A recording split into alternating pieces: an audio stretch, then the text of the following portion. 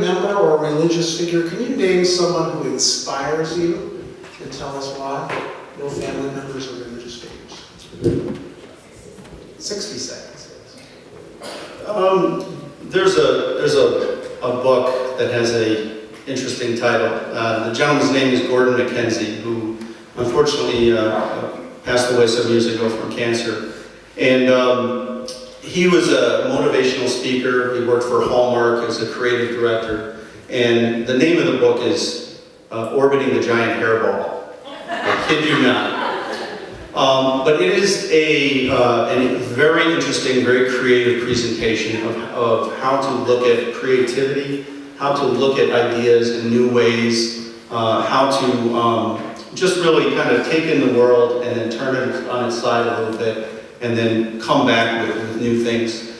And that's what I did for a living. I was a creative director, and he really had a great impact on me as a young creative. Michelle Barrett.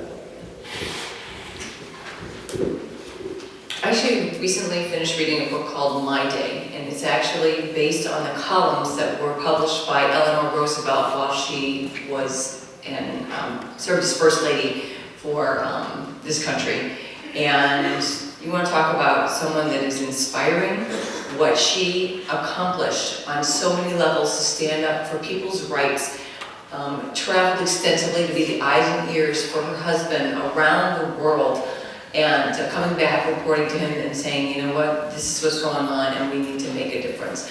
Not only abroad, starting the, I believe it was the NATO, she was a member of that organization, but also here at home in fighting for civil rights for so many people, and that is something I find extremely inspiring. Michael Davis.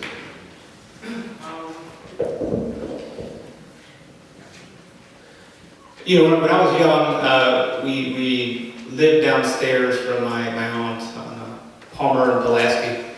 And, you know, I remember, you know, we were on welfare at the time, so we couldn't afford television. But my brother had won a television, and it was black and white, 13 inches.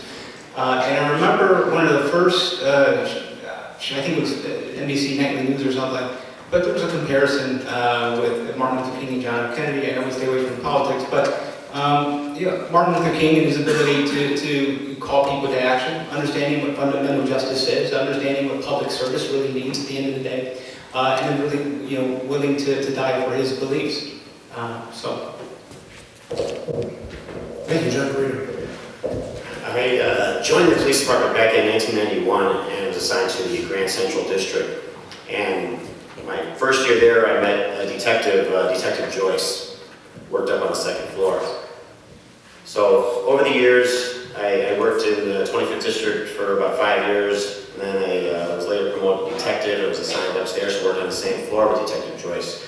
And as that time progressed, I noticed he started with a limp, and it seemed to get worse and worse and worse. Over the next 10 years, I watched as MS took hold of Detective Joyce, and he came to work every single day, no matter what. And I know the excruciating pain that he was going through, you could just tell. But it got to the point where when he would come in, we would actually wheel a chair for him down the elevator. We would bring it down the elevator, bring it out to the car, and then wheel him back upstairs and get him behind his desk so he could continue to do his job.